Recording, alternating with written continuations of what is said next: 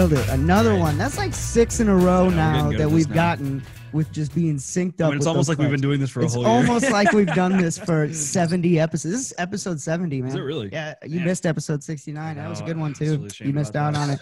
Anyways, welcome back, everybody, to What We Learned This Week, the show where the points don't matter, and neither do the people. Nothing matters. None of us matter because we're all going to die on this never-ending plane of existence. Anyways, thank you, everyone.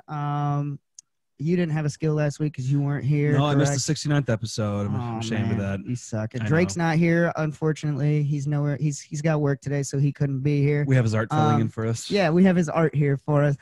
So I'll just do my skill real quick. I was supposed to go keto this week. I did it for like 3-4 days. And it sucks, doesn't it? Whew, let me It's tell you, awful. I lost 15 fucking pounds though. In a week? Yeah, I don't know Jesus. how. It was disgusting. It was How terrifying. much meat were you? Or Yeah, how much I don't carbs know. Were you eating? I don't know, but it was bad. So it worked. Like I Yeah. did it. It worked. Obviously, when we went camping over the weekend, I drank, so that didn't help at all. But yeah, so it was fun. Anyways, so with Drake being gone, we thought, what better time to bring on our very first, I would say, our very first guest to the show ever. So it's a friend of mine. I like to call this man the Swiss Army knife of the entertainment industry. This guy has done, name it, he's done it in this industry, man. Everything from writing his own songs, publishing his own book, being in short TV or short films, being on TV. I mean, the guy's done it all. He's like who I strive to be someday. So this is my buddy, Shy Songwriter. Welcome to the show, my man. How are you feeling today? I'm good. Happy to be in a simulation another day, you know. For sure, man, for sure. So anyways, why don't you go ahead and just introduce yourself? I sort of gave you a little intro, but, you know, why don't you introduce yourself to the people, what you do, everything like that. Do we have enough time? Yeah. No, you got 10 seconds, go. Yeah. Oh, no. All right, so my name is Shy Songwriter. I'm from Peoria, Illinois. I'm a recording artist, an entrepreneur, an actor, and a poet. I dabble in event coordinating and social media marketing as well. And I think that's a rundown of who I am. Yeah, that's pretty much the main. Those are the main things I do. The main those things. All right, cool. So those are the main things I do. Yes. So me and Shy actually met in college when we went to Western Illinois together, and we were actually yes, sir. Neck up, baby. Yes. We actually helped create a club there, and I was talking to Walker about this today. Mm-hmm. Do you remember the name of that club that we made in college? What the heck was the name of it? Suma. That's what it was. Yes, sir. What does that stand for? What was it? I do not remember. Yeah, what was that acronym for? It was me, you, Jew, and there was a bunch of people in there. So that it was kind of cool. It was like a club that brought a bunch of whether it was film videographers, it was editors, it was DJs, it was artists, everything. It brought us all into one collective club. So like a lot of like content creator type people. Yeah, all over the place. It was super fun. Yeah, it was a ton of fun. I remember we set up a couple concerts in some of the halls there and everything, and it was just cool to collab with people and see everybody's, you know, artistic form come to life and everything. That is really cool. So that's kind of where we first met at. And even back then, this man was notorious all over the Peoria area. He was in Chicago. You know, this man, he was already getting his name out there by that point. He was like he was the big dog of the club pretty much. I was chilling, man. But anyways, I wanted to bring up the first thing. You just dropped a new EP not that long ago. Did you not? Yes, sir. Yes. It's called what's the name of that? Party Girl EP. 5 songs. It's kind of just a breakdown of just like the storyline. The way I like organize the songs is like you meet a girl at a party and you're like, oh yeah, I want her. She's cute, blah, blah, blah. You know, you go through that phase, you get to know her, and then you're like, wait, no, like she's legitimately all about the parties. And then that's just like kind of like the part. So then you kind of end up keep going with her and you almost pretty much get almost your heart broken in a sense. But then you kind of just get into that level of like anger where you're like, "I'll forget her." Can I cuss? Yeah, you cuss. Oh, of course, yeah, of course. Okay, Of course, I was trying to be all like, you know, pro like not cussing. Oh no. As long as we don't swear in the first 60 seconds, then I think we're all set. This show is the most unedited, unfiltered show that you could possibly find on iTunes, probably. So you are welcome to say whatever you want, man. Yeah. So it's pretty much like fuck that bitch at the end of the day. All right. Exactly. So that's that's the rundown of the project. I got some homies on there. I got a guy, Nick Danger. He's from Missouri by way of Columbia. And then I got a homie on there named Jive. He's from Dayton, Ohio. And then my guy, Bad Guy Moolah, he's from Peoria. So I got 3 features on there. But the whole project, like I said, that's the rundown of how I organized it. I think that when you listen, you may hear it that way. But that's just, I feel like when you do, I do a lot of concept EPs. That's kind of like my thing. So when I create the concept, I don't always expect people to catch it. It's just something fun for me on the back end. It's something for you to say like, oh yeah, this was the story that goes behind it. So then when you tell people after they listen to it, they go, oh shit, that makes a lot of sense. Hold on a second. Yeah, and this is the first interview for it, so I appreciate you guys. Man, we got the exclusive. If I had a little button to press an alarm, this is the exclusive. That's what After Effects is for. Here. Well, I'll tell you right now, my favorite song is "Move It." That one is a killer. I throw that one on in my car and just that volume's all the way. I'll blow my speakers out. He was showing that one to me minutes before this thing, and it was just awesome. Oh, I love that. Oh, thank you. I mean, they're all good. Don't get me wrong. They are all good. But that one, for some reason, I'll just throw that thing on in my car and just blow my speakers out. You want to tell the people where they can find you? Yeah. So where can they find the Party Girl EP at? Yeah, so if you search Shy Songwriter, no space, CHI Songwriter, you can search on all streaming services, Spotify, Apple Music, Pandora, etc., and you'll be able to find the music. Honestly, if you just put it in Google, you'll find me. So that SEO, he's got that search engine optimization out there, man. I love it. I go to school for marketing for nothing. For sure, I learned a little something. Yeah, for sure, man. No, I love it. You can even find it on Amazon Music, which is crazy because it seems like some of these smaller artists, that are less than 10,000 streams, because I know you're way above the 10,000, but a lot of them, I can't seem to find, a lot of people seem to skip over the Amazon Music, it seems like, which I think is an up and coming platform still. And so to see that you're getting your stuff on there, when I looked you up to show him, all your shit showed up right away, which is awesome. Because it's I think that's an unused, it's an unused app that people should be using a little bit more almost, you know what I mean? Yeah. So it's cool to see that you're on there and everything. So besides the music, you've been in some TV shows. And actually, I think we have 2 TV shows in common that we have both been on. Yeah. What is it? A Med, right? Chicago Med. And were you on Fire? I didn't do Fire. Oh, you did PD? I did PD. Okay, so I didn't do PD. They asked me to do PD, but I was doing Med the same day that I was supposed to shoot PD. So they kept me on Med. So no, let me tell you, Chicago Med. So somebody can actually preach for me on this one. Chicago Med has some of the best damn food. I knew you were gonna say the food. I knew it. I'm worried about the spread. Yeah. Man. I literally felt like I was the main actor the way they said us. Oh, dude, it was unreal. Dude, we ate swayfish. Never in my entire life have I even heard of swayfish. What the hell even is that? I'm like, hey, get on Med. You'll learn. Go on, Chicago Med. You'll find out. Sorry, it's just for us Med actors. That's how it is. I've said it before. Sorry. I've said it before. So the main actors will actually eat. I mean, they have their own craft table outside that the snacks and everything go on. They get fresh fruit and stuff. Okay. But they also, when we do our main meals for the day, those actors eat the same main meals that we do. So we're eating really good because we're eating exactly what the main cast is eating. You know what I mean? That makes sense. And I got one time I got to go to the main craft table because I was one of the features because I was a gunshot victim. So I got to go to their main craft table. Man. You thought another level. Whew, that fruit was unreal. I think that fruit had to have been fake. It was way too fresh. I don't know who their guy is that's going and picking all that stuff. Who's your fruit guy? Who's your fruit guy? They got it from someone specifically from wherever. Right? Dropped in through helicopter from the jungle. Love it. So, which episodes of Med were you on? Do you remember? Dude, I don't remember the number. Yeah. I'm not even gonna lie. But I know the experience in itself was amazing because it was the first time I got a chance to. Well, let me take it back. I did background acting in Atlanta for a show called Detour, and I don't even know if it actually ended up airing or like what happened with that.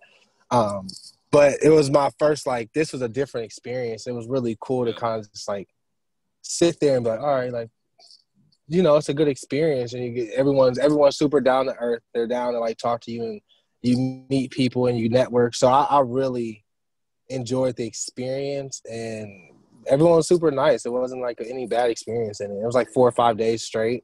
It was cool. Yeah, I agree with, and I thought it was crazy too. Like, you never realize how long it takes to shoot one scene. You know what I mean? Oh, turning of camera and everything like that. You're like, holy cow, this is like, takes 2 hours to film, you know, one pretty basic level scene, and God forbid it goes into an emotional scene. You're there for 6 hours on that one scene, you know. But it was cool to see that background kind of stuff too. But you actually moved up a little bit. Did I hear that you've been like a star of a couple of these short films, short TV web series too? Oh yeah. So I got so we're actually it just got released. G Hut Beach is a show. I wasn't the star. I was just one of the supporting roles on this one. But it's a web it's a web series. Pretty much like a short, like a lot of episodes are anywhere from like 45 seconds up to 5 minutes. And I ended up kind of actually working some behind the scenes stuff. So I did some PA work on the series. I got my hand in a little bit of the executive producing, and I got help with like a lot of the marketing background of it. So it was really cool to experience that. But I have another short film, Recompense. That one I starred in. That was a really cool one. And then what was the other one? I'm trying to think of so many different. So this guy's doing so many things nowadays. He just can't keep track. Art Collectors was a really cool one. I was one of the stars in that as well. And all three of these shows, I got to work with this guy named Miles Springer. He lives he's from Champaign. And we ended up just being casted in 3 of the same films. It's just so funny. 3 different directors. So it was just like, oh, small world. What's up, bud? So we've gotten to kind of build a little relationship within that, and I've been kind of like, you know, he's a really good actor. So this is new for me. I didn't take any classes. I don't, you know, just kind of like a thing I got into based off of I wanted to get my music into TV and film. So I was like, well, what's the best way to do it? Is let's meet some people on set. That's for sure, man. And I didn't know I was going to actually love acting. Like I auditioned for so much stuff, and everything you don't get, you got to be prepared for no. Like it's a lot different than music, because music you hear no's in a way, but you can, you know, you're not auditioning for as many people. Right. You're just kind of just doing what you do. You can still release your stuff. Even if people say no, you can still say, well, here, I'm still going to release whatever I want to release. You know what I mean? Exactly. For sure. There's no real, there's no gatekeepers in a sense. I mean, there is, but that's like the higher level. That's where the gatekeepers are at. Whereas for film and audio, or for film, it's like, no, the gatekeepers are right there. No matter what you're in, you're going to be no or yes a lot. So yeah. So I mean, I would say I love acting, and I think that it's something that you could pretty much do until the end of your time. You know what I mean? There's some actors and actresses that are in their 80s and 90s who have been doing it for 50, 60 years. Yeah. And we only know them as old people. You know what I mean? For sure. I mean, look at Betty White. She had a TV show not that long ago even, man. She's a beast. She's going to be the heat death of the universe. Right. So, she's going to beat all of us, man. Yeah. And still looks good and still talks well, still very intelligent. Yeah. It's a blessing to see that like in front of you, you know, so you can strive for that type of vibe. 100%, man. 100%. So do you think, like, you know, like right now, looking in, now that you've done, you know, you've done the music, you've done acting, you know, your 5 to 10, let's say your 5-year plan, would you say you'd want to more pursue the acting role? Would you want to more pursue getting your music into the movies? You know, where do you kind of see yourself laying at in 5 years? Honestly, I think I'll still be doing a lot. I don't think there will be. I used to always answer this question and be like, oh, yeah, I'll be doing this. But that's just not who I am. I just, like, really had to, like, open my mind up and realize, like, going back to even high school, I never was a person who could just do one thing. I just always – I was playing basketball, making music, and doing shows back in, you know, like, not, I actually did, I performed in some shows in high school. So I was doing a bunch of stuff in high school, plus being a basketball player, plus trying to keep my grades up and stuff. Yeah. So I've always been that person who has like 3 or 4 interests, and if I feel like I'm okay at them, I'll kind of keep pursuing them. Yeah, but why not, right? I'd say in 5 years, I definitely do see a lot of my songs being in film. I can give – actually today – I recorded 2 songs. I was like going over 2 songs earlier. One is for a jingle. So I was doing a jingle for a company in Chicago. Nice. Okay. Which I'll keep that under wraps for now, but it's something I was working on. And then also I was writing for a film that I'm supposed to be in as well. So I wrote a song for that. So I'm getting a chance to kind of mix and mingle a little bit on that end. Yeah, it's kind of nice. You're kind of pursuing both ends of that then all in one, you know what I mean? That's a nice way to go about it, I think, for sure. Yeah. And then I forgot. I know on G-Hut Beats, I think the episode hasn't came out yet, but I got to do a little writing too. So I got to do a little script writing. So that was cool. Shit, okay. I've always wanted to get into script writing, so I got to follow up with you at some point and figure out how to do that. Yeah, I mean, I think what I've noticed, and just kind of like looking at some some blueprints from different artists. I mean, you have people like 50 Cent and like Master P who've done movies. Ice Cube, you know what I mean? Ice Cube is really almost like a pioneer in the sense that it was like a huge artist in the 90s, and it's probably made some of the best movies, you know. And it's not even his vibe. Like what you expect from NWA was not gonna be like some of the films he created. Right. You know? Are we there yet? Yeah. Are we there? Not definitely not a fuck the police vibe. You know? Oh man.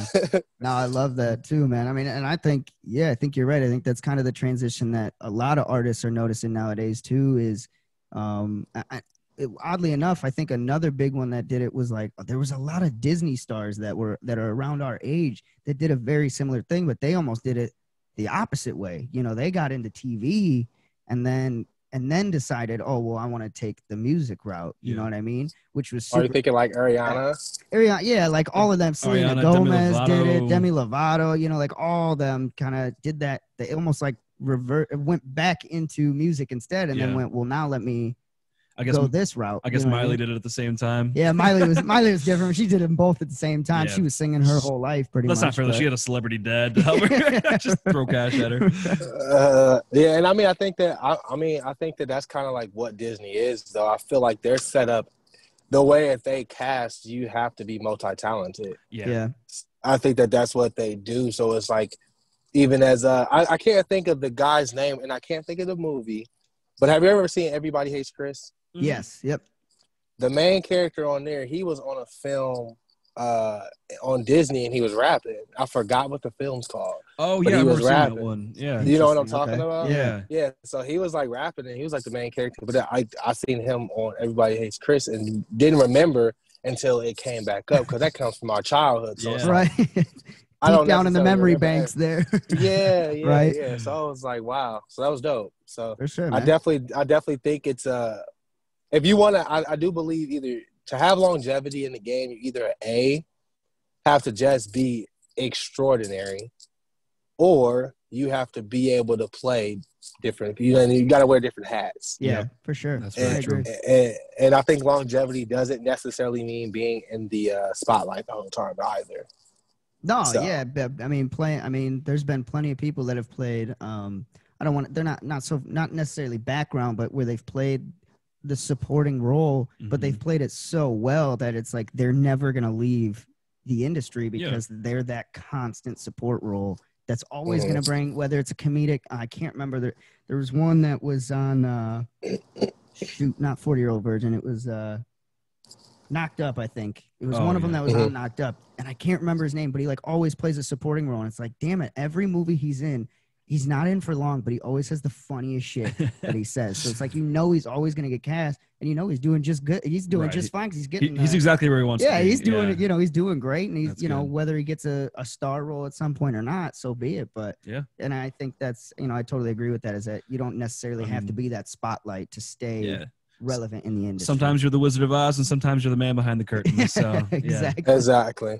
So let me ask you then, what would you say right now? Who is like 2 main actors that you would love to do work with in the industry? That I would love to do work with. If you could do anyone in the industry, who do you think you would choose? Can I do like 4, not 2? All right. We'll do 4. We'll do 4. We'll do 4.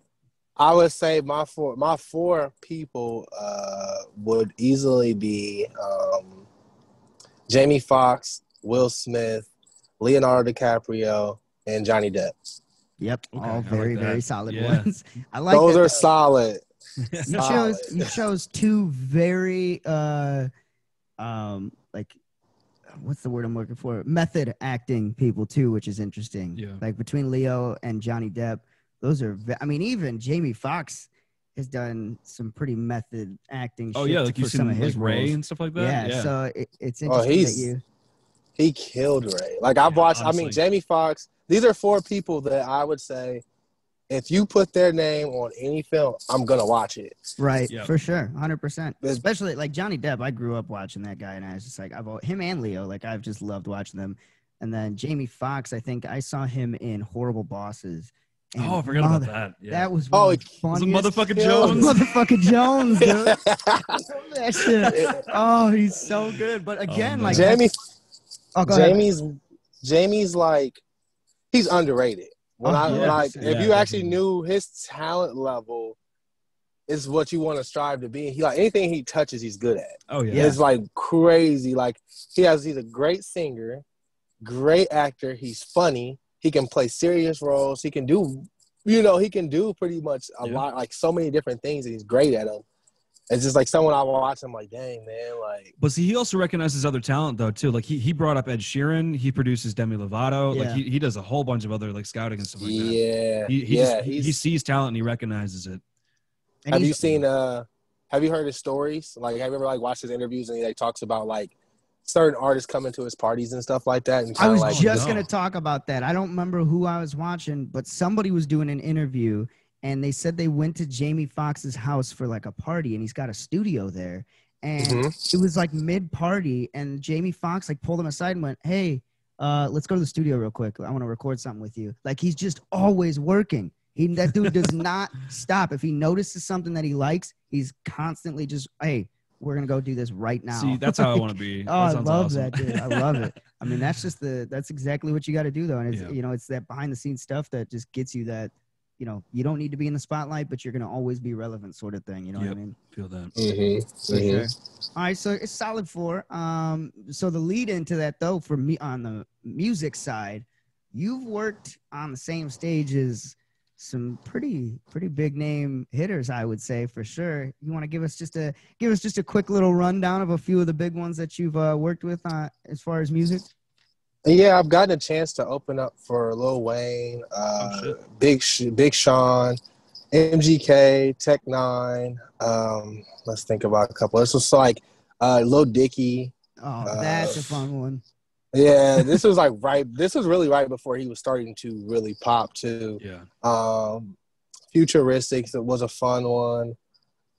Man, pretty much the whole Strange Music, their whole like label I've done, opened up like a lot of it, especially at the time of like before 2013. So like pretty much Cess Crew and all those Cess guys. Crew, Cess Crew, Stevie Stone. Stevie Stone actually came to Macomb. We got to meet him and hang out with him. We did like this was when you remember Bubba, right? Yep. He was working for the radio at the time, so Stevie ended up doing a interview with him. Like we ended up connecting with all that, so that was really cool. Nice. Okay. He's a really good dude. Nice. Most of the artists I don't normally get to meet though, because I mean, I think that what people see and what you get is different because you're like, okay, like you're on this show, you're on this movie, or you're doing this show, like, or doing a concert with these certain people. but it's like they're there to work just like we're there to work. For but sure. you can't see it as like I'm building my way up. They're already there. If they happen to watch and they say, hey, man, like, I'm watching you, man. You're dope. Like, you know, cool. And I've had that happen a couple of times, but most of the time, oh yeah, Wiz Khalifa, we did a show with him too. But at the end of the day, they're not there for that. They're there to do their job. For sure. So I think that hopefully that's something that I really like to like explain. I'm not that guy. A lot of artists are like, man, I was hanging out with dude. And he told me I was the best. He told me I'm next up, man. Like, no, he didn't. No, he didn't. Even, he said hi to you. Yeah. He dapped you up on stage, and that's it. Maybe if that. Right. More than likely, he didn't. He was probably in the back until it was his time to get on. Right, for sure. That's how it works. I mean, even think about like the act on set. Most of those actors are in their trailer until it's time for them to act. It's time for their exactly. And even then, when you get on scene, like you don't talk to them unless they talk to you. You're not allowed to. You're not even allowed to. That's the first thing they tell you is like you don't talk to the actors. You don't ask them for autographs. You don't say. No. But some are cool. Like I did Empire, and so when we were on Empire, like Terrence was talking to some people, and then Taraji, she was dressing all of us and super cool, like, you know, laughing, being goofy. Like sometimes that's what they're about, but it wasn't like they were on set that entire time. They were on there when it was time to do what they had to do. Sure. It was just a job for them, just like it is for us. And very friendly people. Yeah. Very friendly people, but still. Yeah, I felt the same way with Chicago Med. They were all super friendly. A lot of them, like, you know, because a lot of the extras on there, they're seasonal extras. They're reoccurring people. And so, you know, like the main cast would just be on there chatting it up with them, obviously. But I'll never forget my first time ever on set. And I had never been on a professional, like, TV, movie set, anything before this. And I was staged in, like, a room in one of the hospital beds. And there was just one other lady that was with me. She was supposed to be like a nurse or whoever. And so she just started talking to me. We were chatting it up a little bit. And then I'd never watched Chicago Med before that. Sorry for anyone that's hearing that. That's part of that. But, same. you know, it was just job for me. But so we're chatting it up. And then, you know, the director comes in and says, you know, like, all right, let's get ready to shoot. And I see her pull out a script. And I was like, uh-oh. I don't think I'm supposed to talk to you. And she goes, no, fine, you're good. Don't worry about it. Like, I talked to you first, whatever. And it ended up being, oh, shoot, what is her name? I can't even, I have to see her face to remember her name. Was it the blonde one? No, God damn it. What was her name? Real young, like, not real young, probably, I would say mid-20s. I'm acting like I know that. Oh, let me stop. God, I can't. But I know though she has frizzy. She has the frizzy hair. No, she had braids when I think she had braids when I was there. I think that's what she had when I was there. But yeah, she was just chatting it up with me, and I was like, "Oh, you're one of the main actresses." All right. Is she the one that's I think she's in like one of the other. She's dating the doctor. Yeah. Yes. Asian doctor. Yes. That's. I know exactly who you're talking. I just don't know her name, but I know exactly who you're talking about. Yeah, and I was just like, oh, all right. Well, I hope I don't get fired from this shoot after that. You know what I mean? But there goes my career. Yeah, right. But, no, they were all super cool. I loved hanging out with them. I'd go back to that set any day of the week for sure. So. Yes. Awesome, man. So anything else that's in the works right now that you kind of want to let the people know about or anything like that? I think that the main thing right now I'm trying to I'm actually working on an audio version of my poetry book. Okay. So that's been a get into that. Oh yeah. So that's been I actually started doing poetry about in like 2009 when I was I was at Monmouth College, and like it was super cool. First time experience it. Did a talent show, got third place. I was like, wait, okay. You know, a couple of like some of the girls who worked there heard my music or went there, heard my music and was like, you should try doing spoken word. And I was like, I never really tried that. And I tried it and it came out well. And I was like, all right. So got third place in the talent show, been working on that. So I released my poetry book, Ingredients of Connected Souls, about a couple years back, and so like I still kind of sell the books. You can go online to shysongwriter.com/poetry to like purchase a book or whatnot. But I started working on an audio version of it, And so I've been working with a bunch of different beat makers and producers and kind of sending off the poems and letting them kind of like play with it.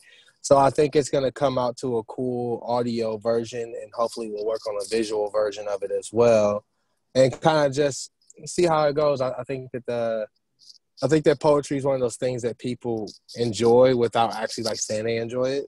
Right. You know what I mean? It's like the hit. It's one of the, what do they call it? Like a guilty pleasure almost kind of thing. Yeah, they don't want to admit that they listen or, you know, like it, but they do. Mm-hmm. Yeah, because you have those people who are dedicated poets. Like they're at the shows, they're all about that lifestyle. Like that's what, you know, that's how they get out.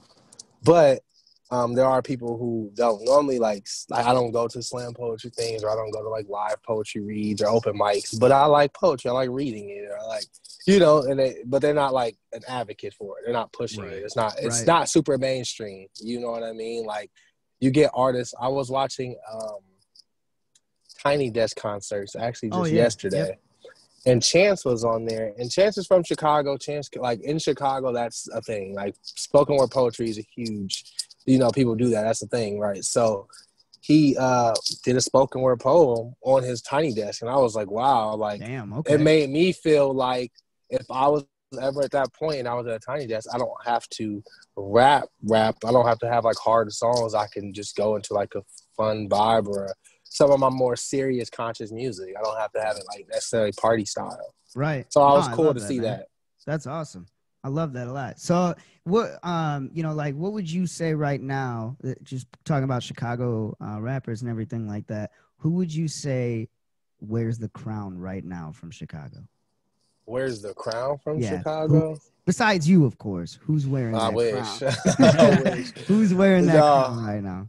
Who do you have? Man, it's so many levels of it. It's hard to really say who's wearing, because like Chance, it's more of like a spectrum almost of different artists. It's a spectrum, yeah, because there's artists like Chance and G Herbo's whose music content are pretty much different, still Chicago but different. Yeah, right. And but Chance is like, he's a big advocate for the city, but so is G Herbo. Yeah, you know what I mean? They're doing things in the city, so it's kind of hard. Like you can't really go. I think if you're talking about being a king of a city, you can't even speak on just music, because you have to go back and do good for your community too. Course, so you still 100%. You have artists like Twista, you have artists like Kanye, you have artists like Common, rappers that are been like, especially those three are like artists who have been in the city for a long time, right? Doing God knows what they've all done.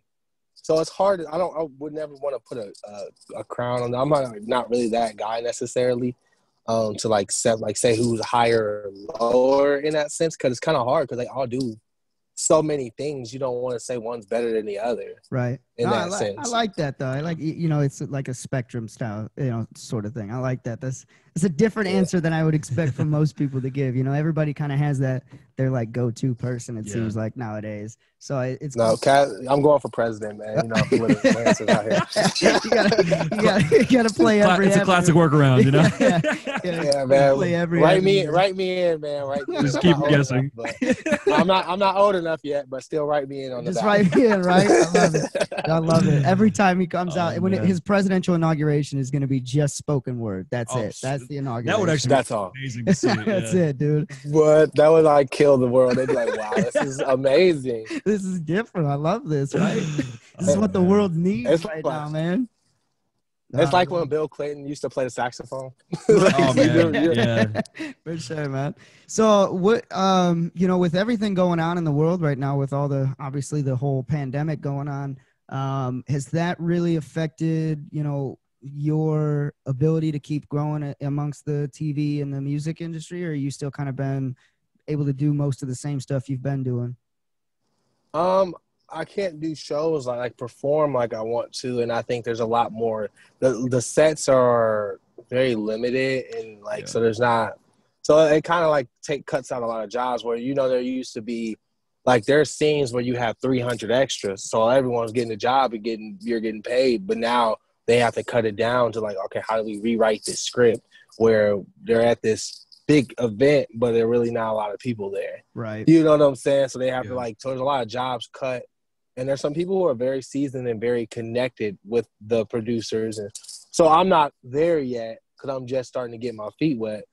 But I'm missing out on concerts and performing. I did actually get a chance to perform in Iowa City for the protest. So when they were doing so when they were doing the BLM protest, I was actually got to be one of the like 5 or 6 artists out in Iowa City. So it was a really cool vibe, and I did spoken word poetry, did a couple songs. It was really a vibe. It was a vibe, man. I wasn't expecting, because everybody went up there and they were like, it was my first time actually being kind of nervous. Like, I don't really get nervous at shows, you know. Right. But it was like everyone was going on there. There's a dude who goes up there, kills it, one-man band, just killing it. Another dude goes up there, it's like jazz, blues, and like a singer. And I'm like, dude, I can't do any of that. So I'm about to go up here and just use my voice. You know what I'm saying? Yeah. It's like, it was actually a blessing, because I was the only one to do it. So I was in my own lane, and it was like one of those moments where when you're a writer, you really get satisfied by your words, because that's your art. Your art. When I make a rap song, depending on the style, but no matter what the style is, a lot of people aren't hearing the lyrics. They're not like listening. Right. They're not catching what I'm trying to put on. So it was a chance for them to sit there and be like, wow, like that was very intricate. What you just said blew my mind. Like, and that's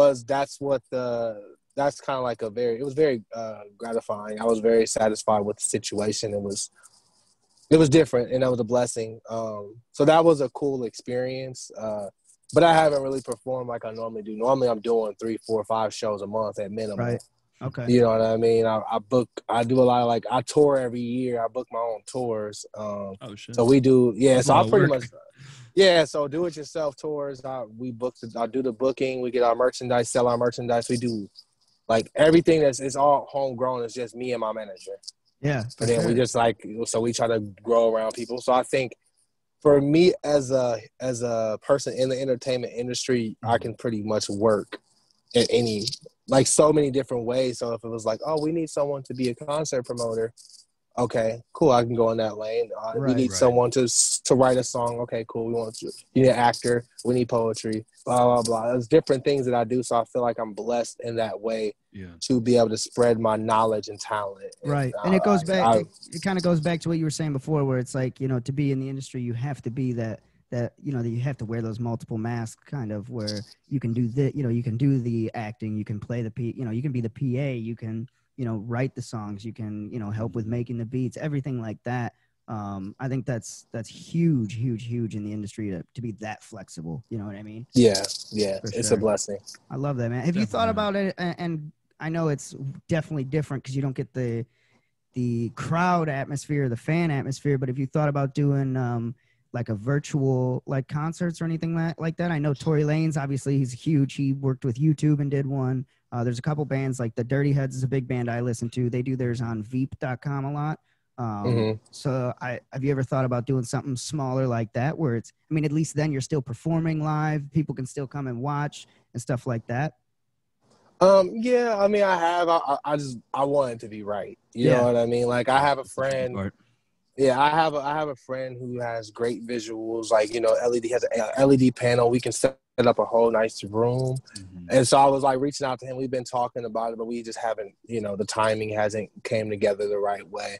But I think that where I'm at in my career, I'm not too concerned about performing as much. I think it's my time to sit back and focus on, because the quarantine gave me time to focus on my business and focus on just the art side of it and the creating side instead of just performing. And it was a good time for that. I actually got to start my LLC over the time, so I'm an official business in Illinois, and I'm able to really get bigger things for the music and for acting and for everything, so I can actually finance things the right way. Yeah, that's awesome, man. I love that. Yeah, so it's a blessing. It's good to know I'm not the only crazy dude that started an LLC during a quarantine. Hey, I think we're all in that same boat, actually. Yeah, I think we all decided, hey, it's quarantine, we should all just go ahead and start our own businesses right here and now. You know what I mean? Worked out pretty well. Nothing else you can do, I guess, right? Can you still hear me? It's a little bit, the audio is a little iffy, but we can still kind of hear you. Yeah. It's like more echoey. Okay, sorry, I had to go into my car. Oh, it's all good, man. Yeah, I had to go into the. Yeah. Okay. Yeah, I'm definitely happy with a lot of things that's going on. I got to start my clothing brand, you know, so I've been pushing that since I started that right before quarantine. Okay. So I have my Love Myself brand, and I have my I Heart To brand. So I've been kind of like pushing that merchandise. You can go on the site, shysongwriter.com/shop. You can check out the clothing and things like that. So I've been kind of dabbling, man, just doing a little bit of everything. I love it, man. Yeah, just kind of spreading your wings everywhere. You know what I mean? Capturing the whole market, sort of. I love that. Well, hey, man, we will let you go. We know you're busy, man. You got a lot of stuff to do. You got movies to record. You got music to record, all that fun People stuff. to influence. Yeah. Why don't you just go ahead, tell everybody right now where they can find you at, where they can get a hold of you at, all that fun stuff real quick.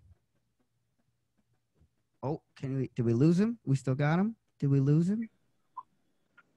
Oh, do we still have you there? Hello? Oh, there you are. Hey, you're back. We kind of got you. Yeah, now we got you back. Sorry about that. Oh, no. All right.